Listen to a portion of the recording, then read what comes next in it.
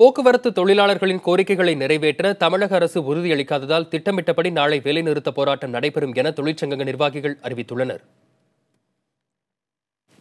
அரசு இந்த துறையை ஒரு சேவை துறையாக கருதி அதில் ஏற்படக்கூடிய இழப்புகளை எல்லாம் அவர்களே பொறுப்பேற்று தொழிலாளர்களுக்கு வழங்கக்கூடிய அனைத்து பலன்களையும் எந்தவித தங்கு தடையுமின்றி வழங்குவதற்கு உத்தரவாதம் அளித்தால் ஒழிய எங்களால் வேலை நிறுத்தத்தை திரும்ப பெற முடியாது என்பதை திட்டவட்டமாக நாங்கள் எடுத்து கூறியிருக்கின்றோம்.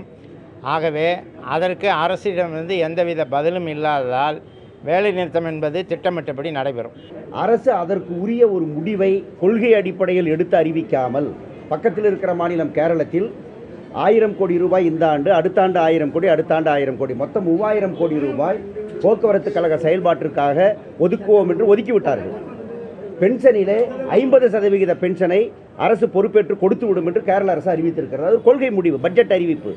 அப்படிப்பட்ட ஒரு கொள்கை முடிவை இந்த அரசு அறிவிக்க வேண்டும் என்று தொடர்ந்து நாங்கள் வலியுறுத்தி கொண்டிருக்கிறோம். இப்போது வரை அதற்கு பதில் இல்லை.